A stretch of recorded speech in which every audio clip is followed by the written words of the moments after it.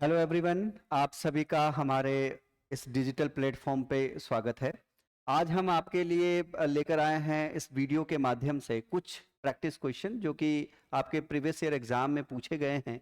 ये वीडियो आपकी प्रैक्टिस को इन्हांस करेंगे, इस उम्मीद से हम लोग बना रहे हैं। क्योंकि इसमें हम लोग जो आपके पीजीटी लेवल में जो प्रीवियस ईयर क्वेश्चंस हैं और क्वेश्चंस हमने अपनी तरफ से रखे हैं, तो उम्मीद ये है कि ये सभी जो क्वेश्चंस होंगे ये आपकी अगर आप कुछ पीजीटी लेवल पर या आप यूके पीएससी पॉलिटेक्निक ठीक है ना, उसकी तैयारी कर रहे हो तो उन सभी के लिए ये बहुत बेनिफिशियल होने वाले हैं। ठीक है, तो स्टार्ट करते हैं।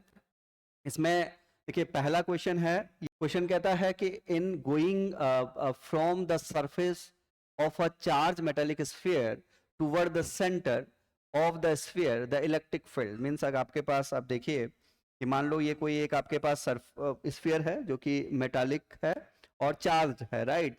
तो आप यहां से जाओगे और कहां तक, सेंटर की तरफ, तो इलेक्ट्रिक फील्ड क्या होगा, हर जगह electric field inside the metallic conductor will be zero, right. तो अगर आप लोग देखोगे ना तो कहा गया है कि the electric field will be increases नहीं, डिक्रीजेज नहीं, remain same at the surface या जीरो एवरीवेयर। तो option D will be correct, zero होगा सभी जगह पर। ठीक है, नेक्स्ट क्वेश्चन देख लेते हैं। नेक्स्ट क्वेश्चन है कि if a charge Q is placed at the centre of a cubical box, the value of total flux that is coming out from the one surface will B. देखिए कोई cubical box है आपके पास, ठीक है, और उस पर जो है एक उसके सेंटर पर चार्ज रखा गया है, ठीक है ना। थोड़ा सा यहां पर देखिए, बिल्कुल मिड पर आपका क्या रखा गया, चार्ज है। तो अगर आप लोग देखोगे ना तो आपसे फ्लक्स पूछा गया, फ्लक्स स्केलर क्वांटिटी है, राइट। तो अगर बाय द वे कोई charge enclose by a close surface का मतलब होता है एक ऐसा सरफेस जो वॉल्यूम रखता है, तो कितना फ्लक्स होगा, इलेक्ट्रिक फ्लक्स वो होगा Q by epsilon naught, right, Q over epsilon not, अगर वो इनक्लोज हो रहा है। अगर देखिए वो सिमेट्रिकली इनक्लोज हो रहा है तो क्योंकि फ्लक्स स्केलर है तो उसको हम लोग क्या कर सकते हैं, सिमेट्रिकली उसको फिर डिवाइड भी कर सकते हैं क्योंकि स्केलर क्वांटिटी है।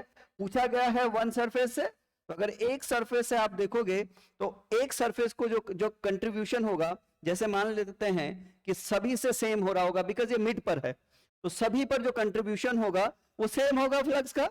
कितने कितने कितने साइड्स हैं, 6 साइड्स हैं। तो आप ऐसा कर सकते हो कि मान लो एक पर कंट्रीब्यूशन मान लो 5 1 है, तो 5 1 is what 5, 5 2 is 5, 5 3 also 5, 5 4 is also 5, 5 1 2 3 4 5 और 6, ये टोटल इतने हो जाएंगे, राइट।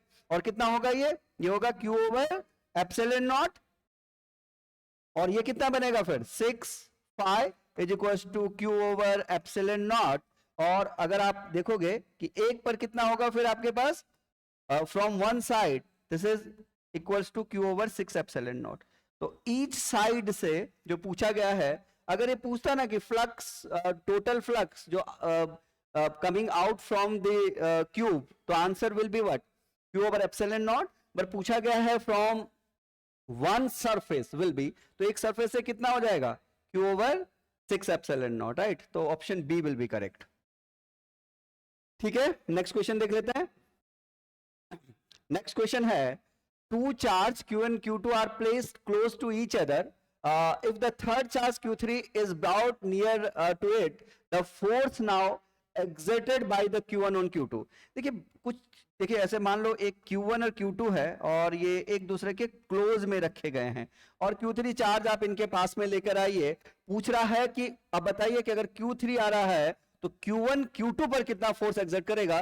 तो Q3 आ जाएगा ना, तो Q3 की वजह से Q2 पर फोर्स आ जाएगा, लेकिन Q1 और Q2 के बीच का डिस्टेंस सेम है, और अगर डिस्टेंस सेम है तो वो जितना फोर्स पहले लगा रहा होगा बाद में भी उतना ही फोर्स लगाएगा, बिकॉज जो फोर्स है वो डिपेंड करता है मैग्नीट्यूड्स पर और डिस्टेंस बिटवीन द चार्जेस। तो क्या हो जाएगा, इंक्रीजेज होगा, डिक्रीजेज होगा या रिमेन द सेम। तो इसका मतलब रिमेन सेम रहेगा, क्योंकि Q3 के आने से ऐसा जरूर होगा कि जो Q2 है उस पर फोर्स Q3 की वजह से भी आएगा, आप कहीं पर भी उसके नियर लेके आओगे, बट बात यह है कि Q1 की वजह से Q2 पर जो फोर्स होगा वो रिमेन सेम रहेगा, right.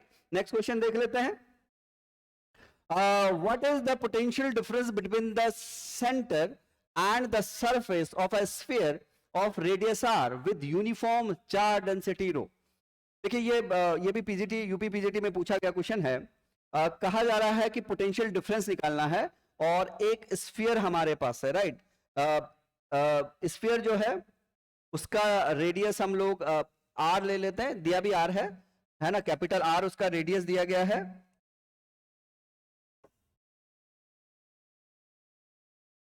Radius of this sphere is R और ये यूनिफॉर्मली चार्ज है। यूनिफॉर्मली चार्ज मींस का मतलब है कि ये आर के साथ चेंज नहीं हो रहा है। रो मतलब सभी जगह चार्ज डिस्ट्रीब्यूशन यूनिफॉर्म है, it is not changing with R, right. तो अगर हम लोग यहां पर देखेंगे तो हमें दो चीजें चाहिए। हमें पूछा गया है कि पोटेंशियल डिफरेंस निकालना है। पोटेंशियल डिफरेंस कहां कहां का है? सेंटर का है और सरफेस का है। तो जब पोटेंशियल हम लोग देखते हैं ना, तो कहां से जब कैलकुलेट करते हैं तो हम लोग देखिए इसको कैलकुलेट करने के लिए हम लोग एक फॉर्मूला यूज कर रहे हैं और जो होगा कहां से, किसी भी रेफरेंस पॉइंट से। कोई भी ओ क्या है आपके पास? एक रेफरेंस पॉइंट है। क्या है? रेफरेंस पॉइंट है, राइट। रेफरेंस पॉइंट से उस रिक्वायर्ड पॉइंट पर जहां आपको कैलकुलेट करना है, तो मान लो वो क्या है आपके पास? आर है, जहां पर आपको कैलकुलेट करना है, राइट। तो ये रिक्वायर्ड पॉइंट है जहां आपको चाहिए। और जनरली आपने देखा होगा कि हम लोग इस रेफरेंस पॉइंट को क्या लेते हैं? इनफाइनाइट लेते हैं। क्लियर हो रहा है? तो अगर हम आप कैलकुलेट करें तो हमसे पूछा जा रहा है कि आपको चाहिए वी एट, इसके लिए ना पहले हमको इलेक्ट्रिक फील्ड चाहिए होगी।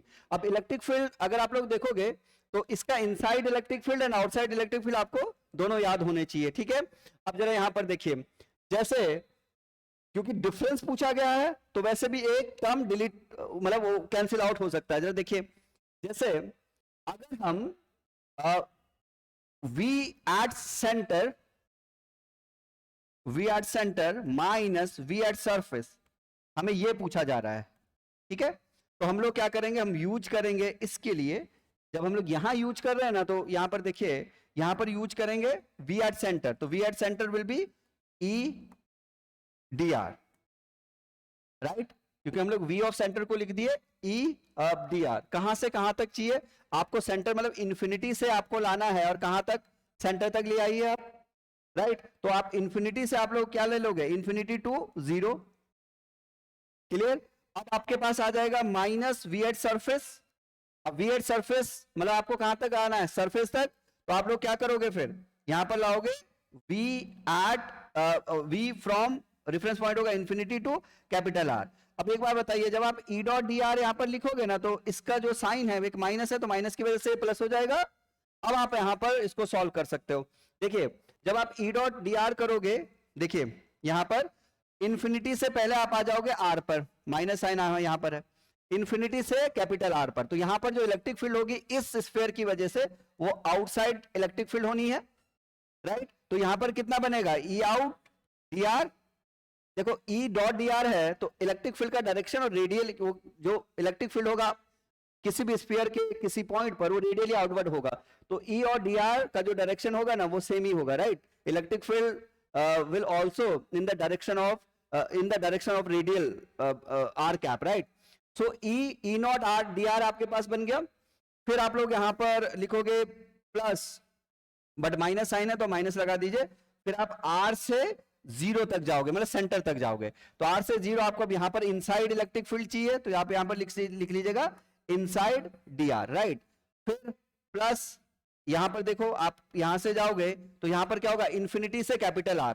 तो इंफिनिटी से अगर आप आओगे कैपिटल आर तक तो आप लोग यहां पर लिखोगे ई आउटसाइड और डी आर, क्योंकि ये इस रीजन में यही हो रहा है। जब आप इंफिनिटी से लाओगे तो किस फील्ड के अगेंस्ट आप वर्क डन करोगे? वो ये फील्ड है, तो ये डॉट क्या बनेगा? E dot D R. तो ई आउट डी आर कर लीजिएगा। कहां से? इंफिनिटी से कैपिटल आर तक, ठीक है। तो आप देखोगे यहां पर तो ई आउटसाइड, अब ई आउटसाइड आपके पास कितना बन रहा है? यहां पर ई आउटसाइड इज ये, क्योंकि इंफिनिटी से ये जीरो है, इंफिनिटी से आर है, और ये भी इंफिनिटी से आर हो जाएगा। क्लियर हो रहा है?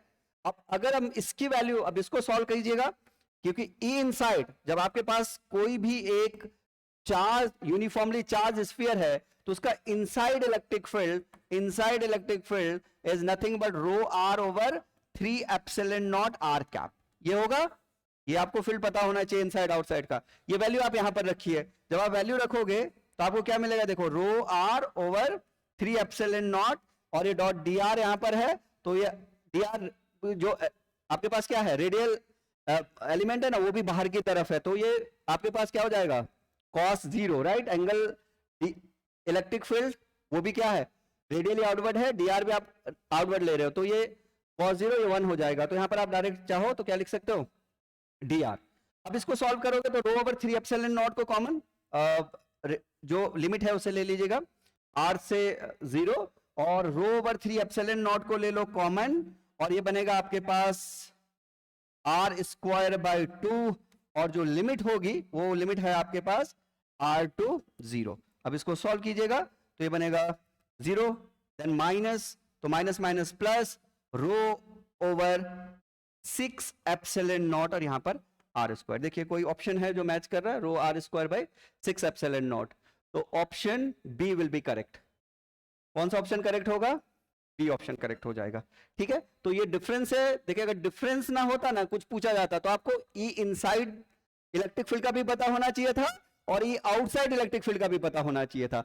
और आपने देखा होगा स्फीयर के केस में, कोई भी ऐसा चार्ज डिस्ट्रीब्यूशन अगर है, किसी भी आपके पास कोई भी ऐसी प्रॉब्लम है, तो आपने देखा होगा कि जो आउटसाइड इलेक्ट्रिक फील्ड होता है उसके लिए कोई भी प्रॉब्लम है वो ऐसे बिहेव करता है जैसे पॉइंट चार्ज। तो अगर आप डायरेक्ट भी चाहोगे तो q upon 4 pi epsilon naught R square से उसको रो के टर्म में, अगर आपको बाय द वे ऐसा याद नहीं है तो आप उसको रो के टर्म में बदल दीजिए, तो आपको आउटसाइड आप कैलकुलेट कर सकते हो। बट इनसाइड तो आपको कैलकुलेट करना भी आना चाहिए, और साथ में आपको ये याद भी होनी चाहिए कि inside electric field due to a uniformly charge sphere वो कितना है। ठीक है ना, अगर रो यूनिफॉर्म है तो rho are over 3 epsilon naught, right. तो ये है आपका जिसका ऑप्शन बी है, राइट। नेक्स्ट क्वेश्चन देख लेते हैं। देखिए, a dipole is formed by the two charges of 5 microcoulomb at the distance of 8 millimetre. Find the electric field at, first क्या दे रहा है, फर्स्ट दे रहा है a point 25 centimetre away from the dipole centre at its axis, और second जो दे रहा है वो दे रहा है a point 20 centimetre away on the line perpendicular to axis and passing through its centre, right. देखिए एक डाइपोल है जो फॉर्म किया जा रहा है टू चार्जेस से, इसको जरा समझिए आप, राइट। तो यहां पर आपके पास +5 माइक्रोकूलम है, और यहां पर मान लो -5 माइक्रोकूलम है, राइट। इसके लिए ना हम लोग एक वो ले लेते हैं नेक्स्ट पेज, राइट। यहां पर देखिए एक डाइपोल फॉर्म कर लेते हैं, चार्जेस दे रखे हैं +5 माइक्रोकूलम -5 माइक्रोकूलम, ठीक है, और ये इसका सेंटर, ठीक है। दोनों के बीच का जो डिस्टेंस है वो 8 mm दिया है, राइट। 8 मिलीमीटर आपके पास गिवन है। आप देखिए कि जो डिस्टेंस है वो 8 mm है, 5 माइक्रोकूलम के जो चार्ज है वो 5 माइक्रोकूलम दे रखा है। अब पॉइंट पहला कर लेते हैं, point 25 away from the dipole centre at its axis, तो पैरेलल टू द एक्सिस है, तो एक्सिस कौन सी होगी डाइपोल की, यहां से आप इसको लीजिए, देखिए, और कहां तक, यहां तक, और वो एक फिक्स ये एक्सिस है, यहां पर आपसे पूछा गया है कितने डिस्टेंस पर है, 25 सेंटीमीटर, तो ये है 25 सेंटीमीटर, राइट। ये यहां से और यहां तक, एक आपको यहां पर कैलकुलेट करना है, और सेकेंडरी आपको कैलकुलेट करना है a point 20 centimetre away on the line perpendicular to the axis and passing through its centre. तो आपको जो सेकंड कैलकुलेट करना है वो यहां से आप परपेंडिकुलर पे ले लीजिएगा, और वो है ये वो पॉइंट, और इस सेंटर से पास होके जा रहा है, और यहां पर आपको 20 सेंटीमीटर, इन पर आपको क्या कैलकुलेट करना, सॉरी ये आप ये सेंटर से लोगे आप, तो सेंटर यहां से होगा, यहां से, तो ये 20 सेंटीमीटर। क्लियर है। अब जरा देखिए, हम लोग जानते हैं कि जब हम लोग डाइपोल के लिए हम क्या कैलकुलेट करेंगे, पूछा क्या गया है जरा देखिए, फाइंड द इलेक्ट्रिक फील्ड, हमको इलेक्ट्रिक फील्ड फाइंड करना है। तो इलेक्ट्रिक फील्ड का फॉर्मूला डाइपोल की वजह से किसी पॉइंट P पर आपको पता है, right?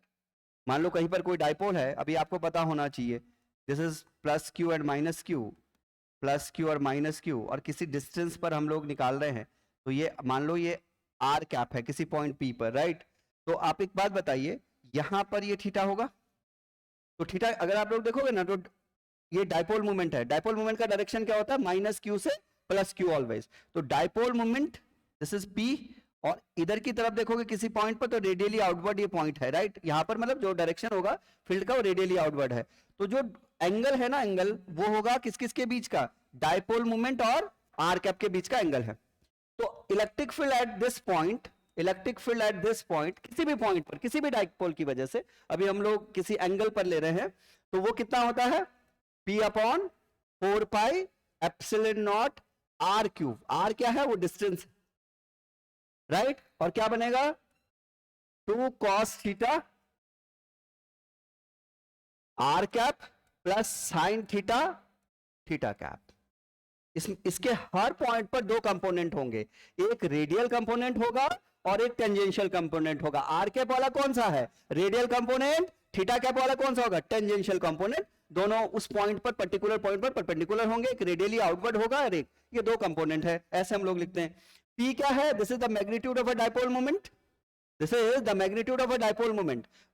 Magnitude of a dipole moment is what, charge ले लीजिएगा और सेपरेशन दोनों डाइपोल, दोनों चार्जेस के बीच का।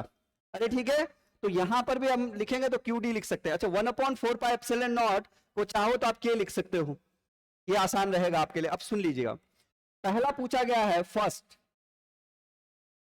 फर्स्ट, अगर भाई दबे K को हम लोग ऐसे लिख दें 1/4 पाई एप्सिलॉन नॉट, तो अब देखो फर्स्ट पूछा गया है कि आपको उसके सेंटर से, यहां भी हम लोग सेंटर से ले रहे हैं, ध्यान ध्यान से देखिए, अगर हम एक्सियल डायरेक्शन में लेंगे, अगर मान लो उसके एक्सेस में ले रहे हैं, यहां पर देखिए, तो थीटा विल बी 0, और अगर थीटा 0 होगा तो sine 0 will be 0, we will get only the radial component, right? तो वो रेडियल कंपोनेंट उसका वैल्यू पूछा गया है, तो कितना होगा मैग्नीट्यूड, अगर उसका देखें तो बनेगा P upon 4 pi epsilon naught R cube, और ये बन जाएगा 2 cos 0 की वैल्यू कितनी हो जाएगी 1, और आर कैप, इसको आप कैंसिल आउट कर सकते हो, वैसे इसको रहने दीजिए, बिकॉज 1/4 पाई एप्सिलॉन नॉट की वैल्यू हमारे पास डायरेक्ट होती है।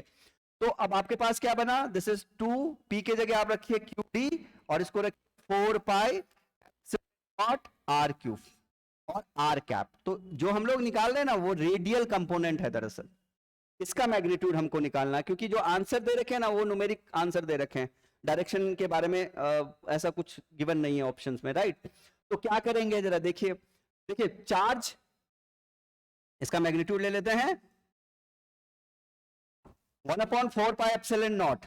अगर आप इसको देखोगे तो इसकी वैल्यू होगी 9, पहले 2 आप एज इट इज रखिए, 9 into 10 to the power 9, right? D आपके पास दे रखा है 8 mm। अब इसको आप किस में कन्वर्ट करोगे, इसको आप लोग कन्वर्ट करोगे मीटर में, तो कितना होगा 10 टू दी पावर -3, राइट? तो आप क्या करोगे, यहां पर D ये बनेगा into 10 to the power -3 upon कितना बनेगा, R दे रखा है, R कौन सा डिस्टेंस है, ये वाला, जहां पर यहां पर कितना दे रखा है 25 सेंटीमीटर है।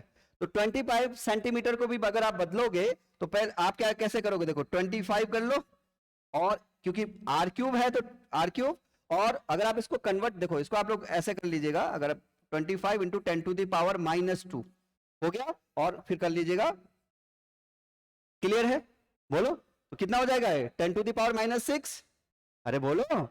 तो इसको सॉल्व करोगे तो इसका जो आंसर है, इसको आप थोड़ा सा सिंप्लीफाई कर लीजिएगा, तो कितना बनेगा बोलो, द आंसर विल बी, अच्छा कुछ और फैक्टर रह गया क्या इसमें, अच्छा एक फैक्टर 2 भी है, 4 पाई चार्ज की value, so charge is what, Q की वैल्यू भी रह रही है, क्यू कितना है 5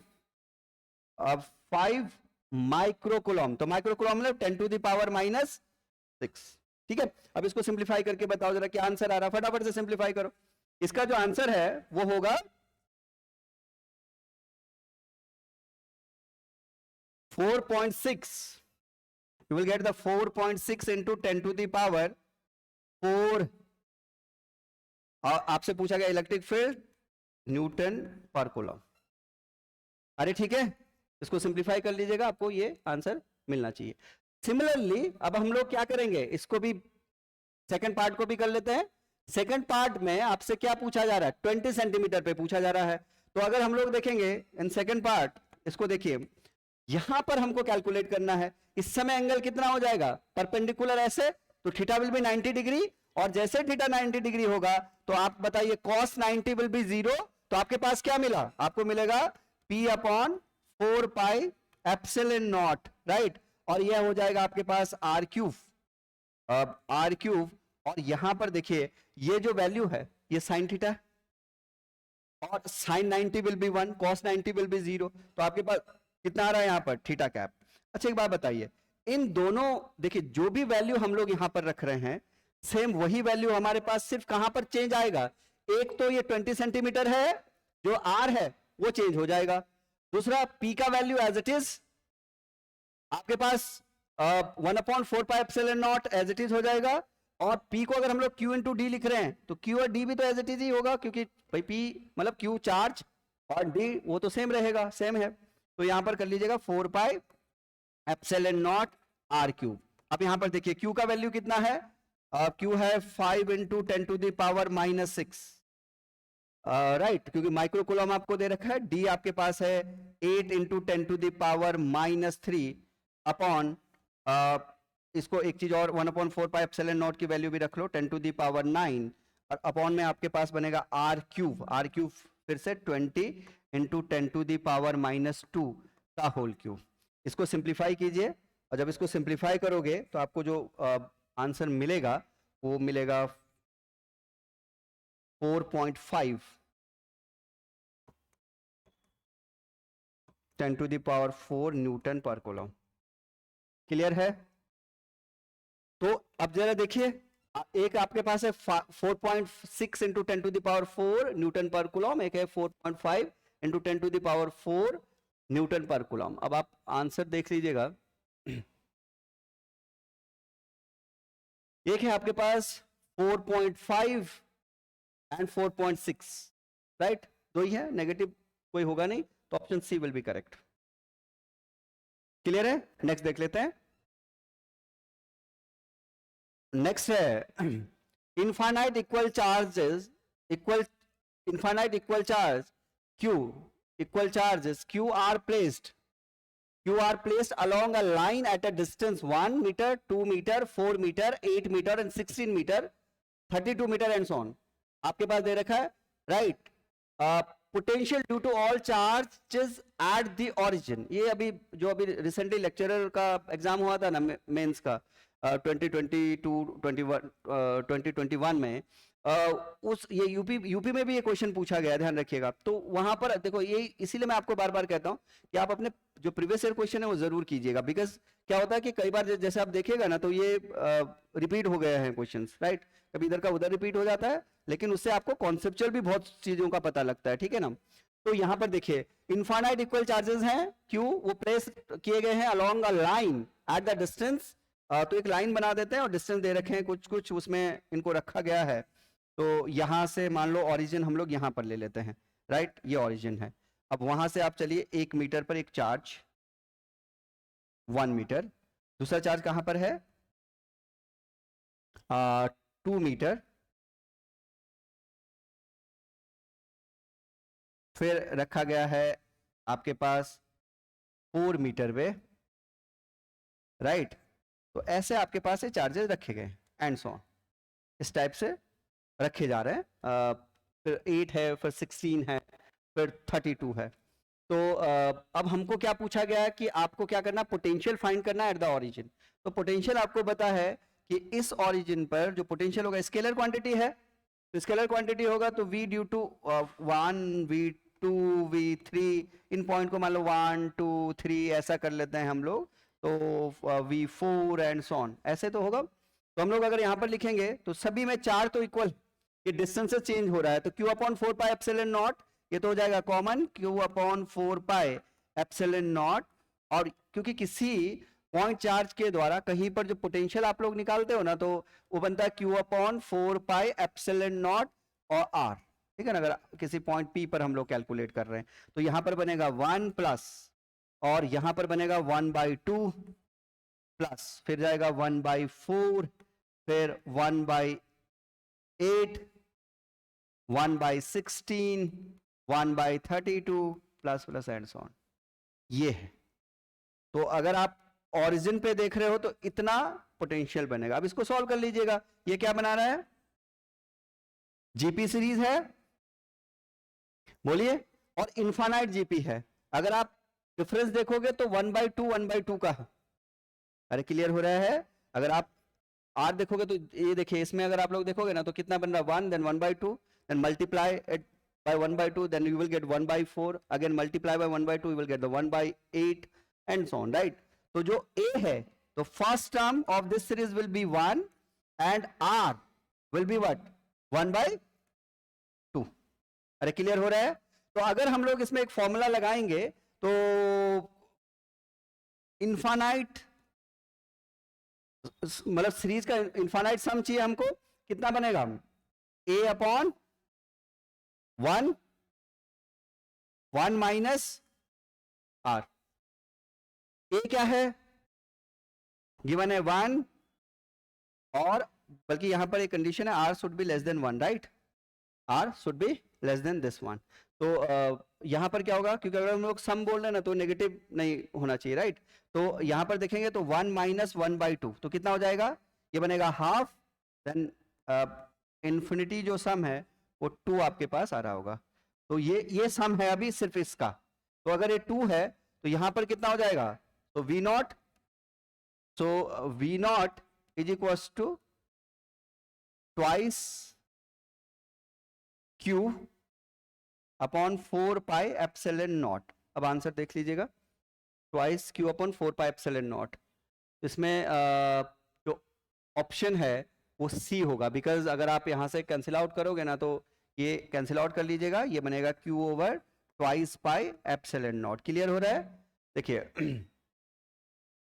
option C will be correct. तो ये अभी आपके रिसेंटली एग्जाम में बना हुआ क्वेश्चन है। नेक्स्ट क्वेश्चन देख लेते हैं। 27 identical drops of the mercury are charged simultaneously to the potential of 10 volts. 27 है identical drop of the mercury और साइमल्टेनियसली चार्ज किया जा रहा है to the potential of 10 volt. If all the drops combine to form a single drop, right, what will be the potential of the bigger drop. Assume drop to be spherical, जितने भी drop हैं वो spherical लेके आपको चलना है। और 27 जो ड्रॉप है आपके पास वो चार्ज किया जा रहा है 10 वोल्ट से, राइट। तो एक बात बताइए, अगर हमारे पास एक ड्रॉप के बारे में पहले हम लोग बात कर लें तो पोटेंशियल डिफरेंस, अगर हम लोग पोटेंशियल ऑफ वन ड्रॉप कितना होगा भाई। अगर एक ड्रॉप में, मान लो एक ड्रॉप हम लोग ले लेते हैं, पहले हम लोग ना सिंगल ड्रॉप के बारे में कुछ चर्चा कर लेते हैं। तो सिंगल ड्रॉप ले लेते हैं पहले। तो सिंगल ड्रॉप में दे रहा, देखिए सिंगल ड्रॉप का कितना होगा, पोटेंशियल कितना होगा, क्या होता है, q upon 4 pi epsilon not r, 1 upon 4 pi epsilon not को k ले लो, चलो k q बाय r। अच्छा एक बात बताइए, जितने भी आपके पास ड्रॉप है वो आइडेंटिकल दे रखे हैं, तो सबका रेडियस सेम लेंगे, क्योंकि गिवन अगर ये आइडेंटिकल ना होता तो तब फिर यहां प्रॉब्लम हो जाती। फिर पर दे रखा है क्वेश्चन में आइडेंटिकल है, कितना है, 10 वोल्ट है, ठीक है। तो अब एक पे हम लोग चार्ज कैलकुलेट कर सकते हैं, कितना हो जाएगा, Q is equal to 10 R upon K की वैल्यू चाहो तो आप रख सकते हो 1 अपॉन 4 पाई एप्सिलॉन नॉट। इतना चार्ज है किसी एक ड्रॉप के पास, राइट। अब ये कंबाइन होके कितना बनाएंगे, 27। कितना बना रहे हैं, 27 बनाएंगे। जब ये 27 बनाएंगे तो आप एक बार बताइए, मास जितना 27 का होगा उतना ही अब एक ड्रॉप का होगा। डेंसिटी रिमेन सेम, बिकॉज 27 का जो ड्रॉप है जिस भी मटेरियल का है वही तो उसको बिगर ड्रॉप बना रहा है। तो हम लोग किसके ऊपर बात करेंगे? वॉल्यूम के ऊपर बात करेंगे कि 27 का जितना वॉल्यूम होगा उतना ही वॉल्यूम आपके पास कितना होगा? बिगर ड्रॉप का होगा। तो अगर हम लोग वॉल्यूम की बात करें तो वॉल्यूम ऑफ 27 ड्रॉप,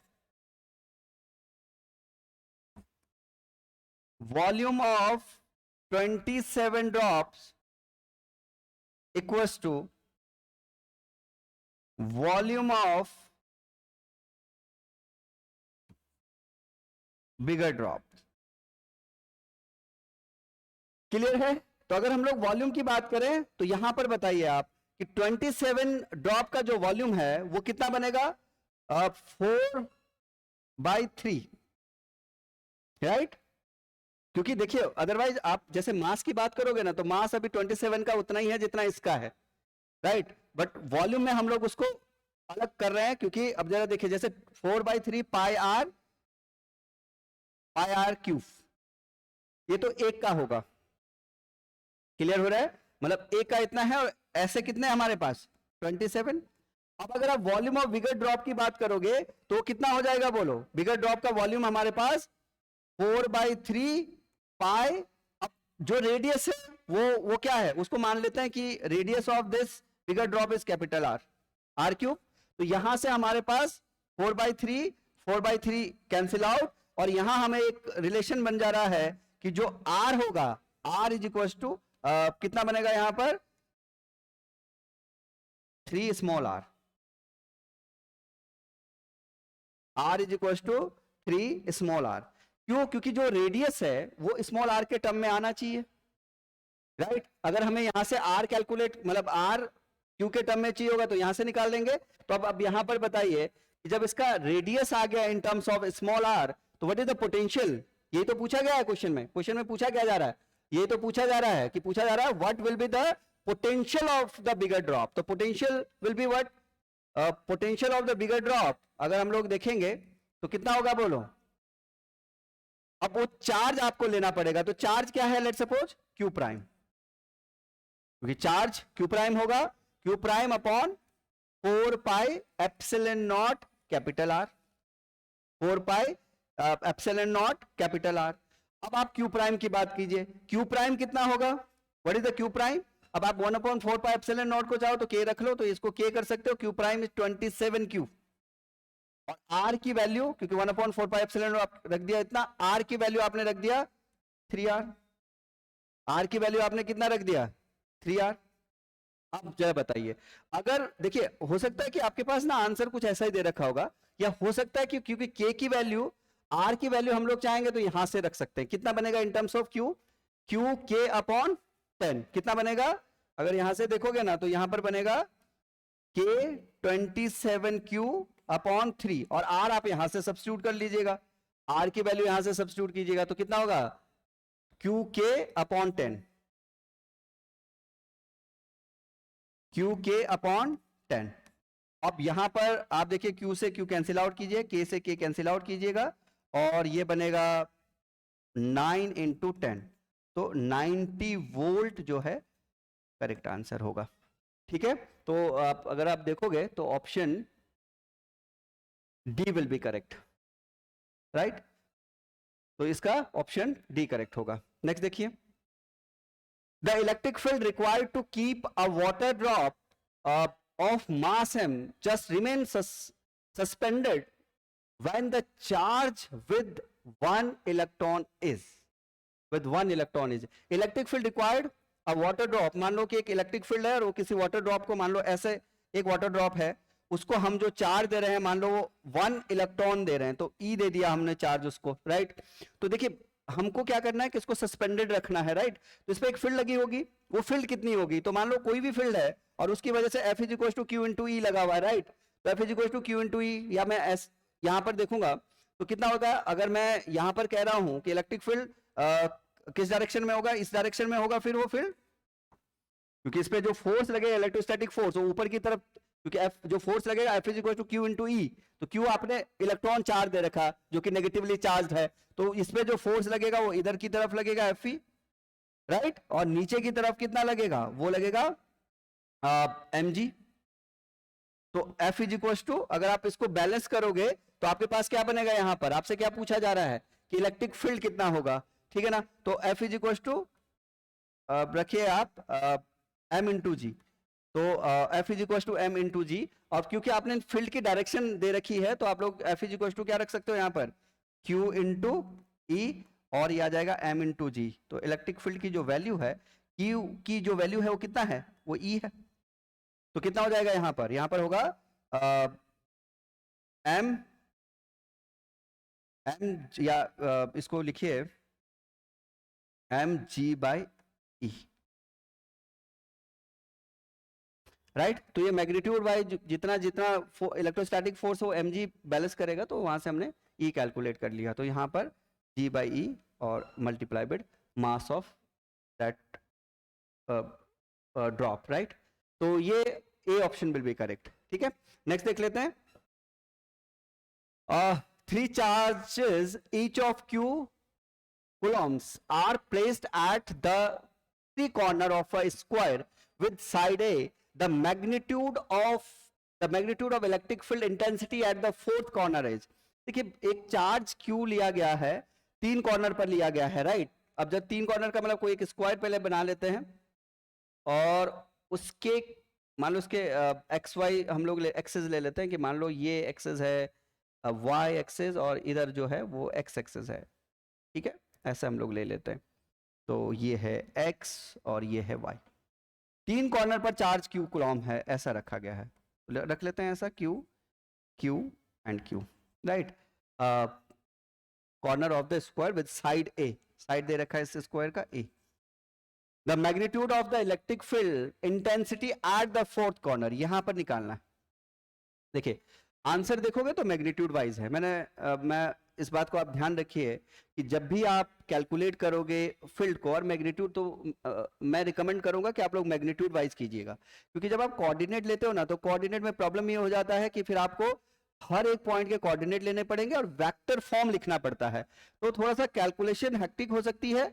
हो सकता है कि आप माइनस प्लस में गड़बड़ कर सकते हो। अगर बाय द वे आपका कैलकुलेशन ठीक है तो आप वैसे भी कर सकते हो, लेकिन अभी जरूरत है नहीं, बिकॉज जितने भी आंसर हैं सभी के सभी मैग्नीट्यूड पूछा गया है कि मैग्नीट्यूड क्या है उस फोर्स का, वो ऐसा, ठीक है ना। तो हम लोग डायरेक्ट क्या करेंगे, यहां पर इस पॉइंट पर हम लोग पहले इस चार्ज के द्वारा अगर देखेंगे, क्योंकि ये साइड ए है तो ये क्यू हो जाएगा, तो फोर्स किधर की तरफ लगेगा, ठीक है ना, इलेक्ट्रिक फील्ड किधर की तरफ लगेगा, इस तरफ लगेगा, राइट। जो इलेक्ट्रिक फील्ड है मान लो ये E1 लगा इसकी वजह से, और इसकी वजह से इलेक्ट्रिक फील्ड लगेगा इधर E2। Electric field of this charge at this point is E2।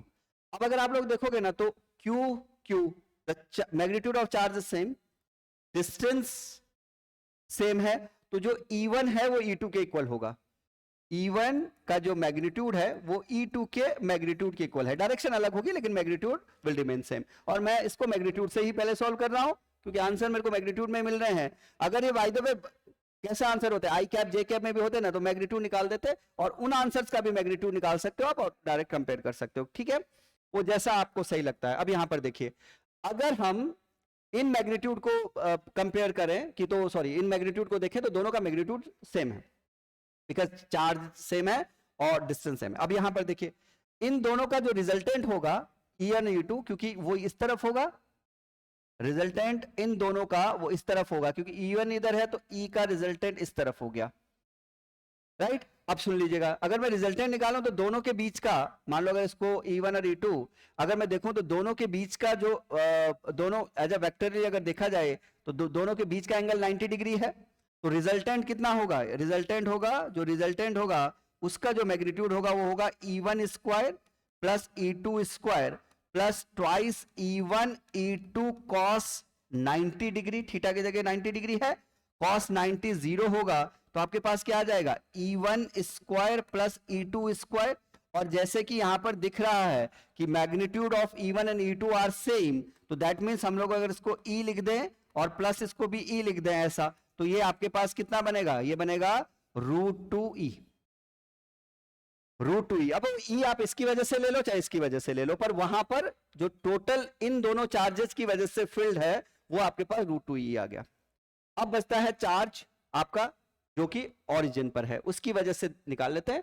Origin की वजह से, क्योंकि प्लस क्यू चार्ज है, तो जो इसकी वजह से भी जो यहां पर इलेक्ट्रिक फील्ड होगा वो भी कैसे होगा, आउटवर्ड ही ऐसे ही होगा, बाहर की तरफ ही होगा, ठीक है ना। तो यहां पर जो ये ए है, ये ए है, तो ये कितना बनेगा, √2a। तो इसका मैग्नीट्यूड निकाल दो इस चार्ज की वजह से, ठीक है ना। तो F ड्यू टू Q जो कि सेंटर पर है, उसका मैग्नीट्यूड कितना बनेगा, Q upon 4 pi epsilon naught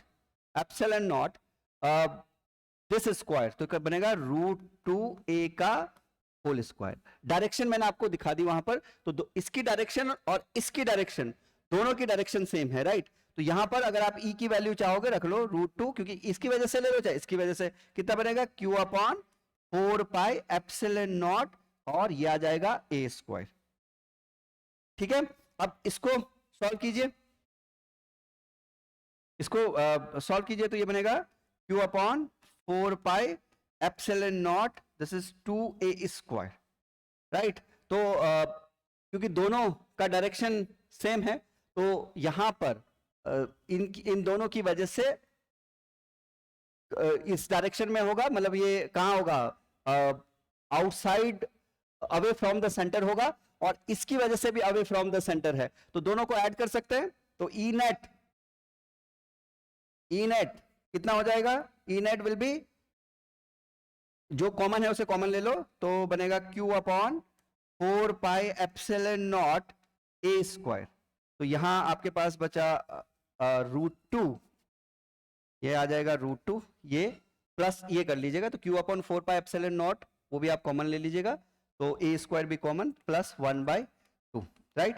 अब यहां से आप लोग क्या कर सकते हो, 2√2 जैसा फॉर्मेट है वैसा कर लीजिएगा, Q upon 8 pi epsilon naught a square, this is 2√2 plus 1।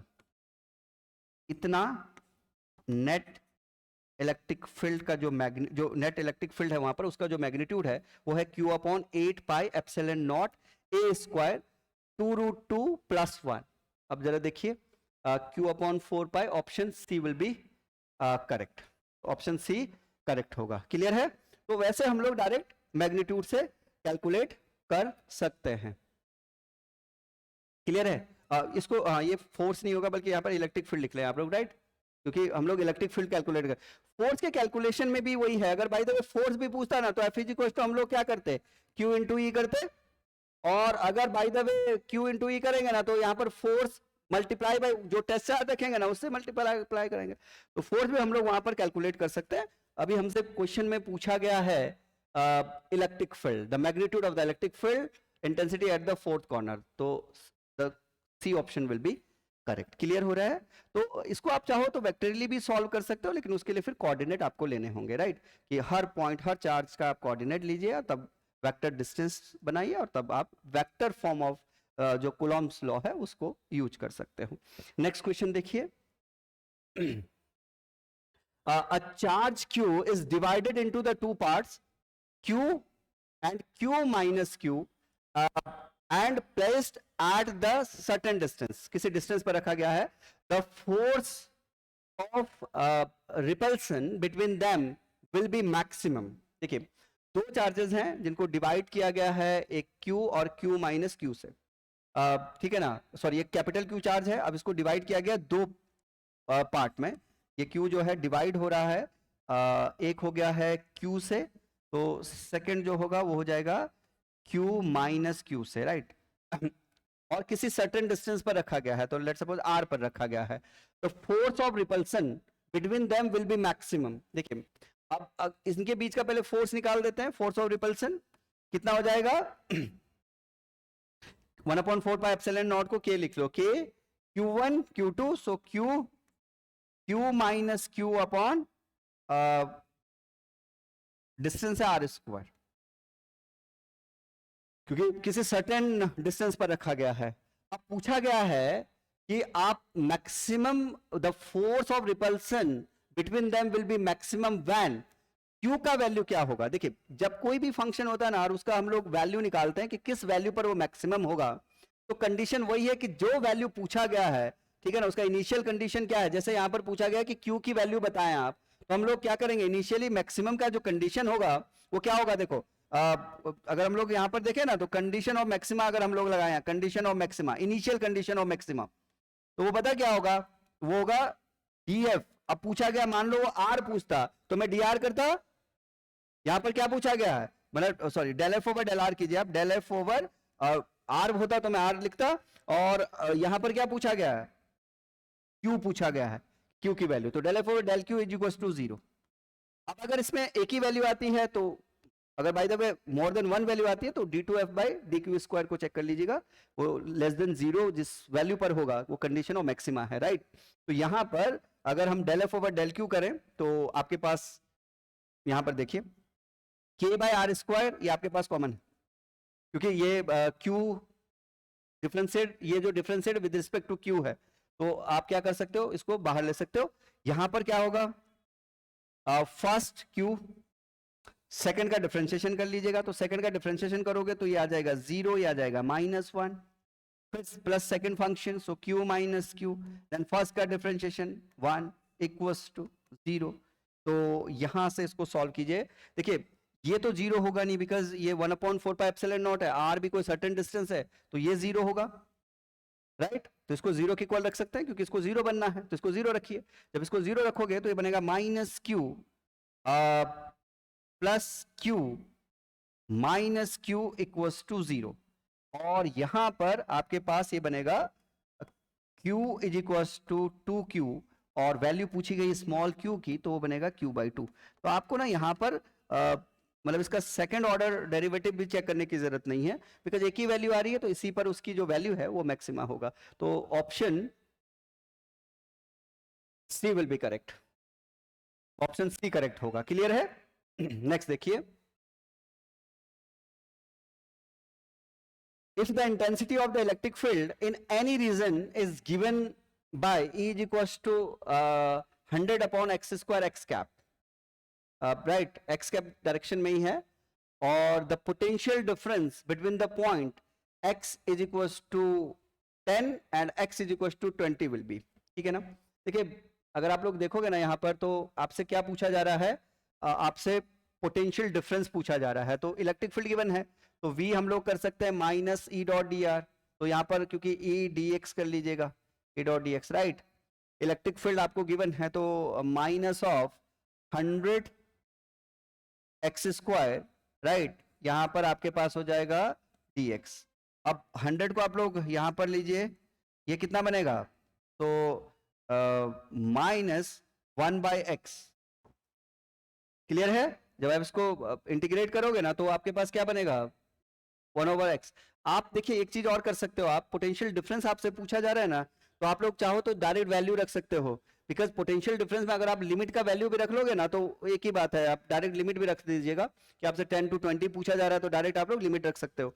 और अदरवाइज जब आपने इसको मान लो सॉल्व कर दिया, तो आपको क्या मिला है यहाँ पर, ये मिला है 100/x, राइट। अब पोटेंशियल डिफरेंस निकाल रहे हो ना, तो मान लो आप पहले किस पर निकाल रहे हो, v at what, v at 10 is equals to कितना हो जाएगा, v at 10 is equals to 100/10, तो बनेगा 10, और v at 20 तो 100/20, v का x की वैल्यू है, तो अगर आप लोग देखोगे ना यहाँ पर, तो ये कितना आ रहा है 5, then potential difference will be what, this is 10 and this is 5, तो difference will be what, 5 volt, 5 will be correct answer।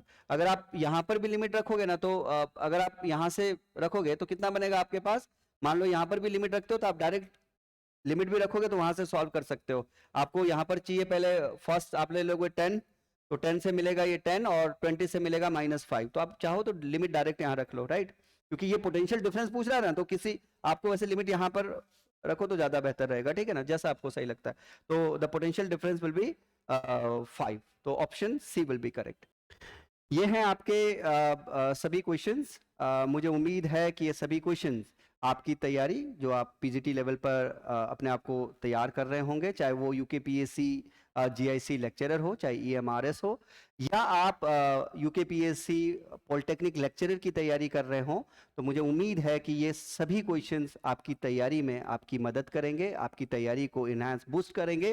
इसी उम्मीद के साथ हम इस वीडियो को बना भी रहे हैं, और ऐसी वीडियो हमने पहले भी बनाई है और आगे भी हम आपके लिए लेकर आएंगे ताकि आपकी प्रैक्टिस बेहतर हो सके।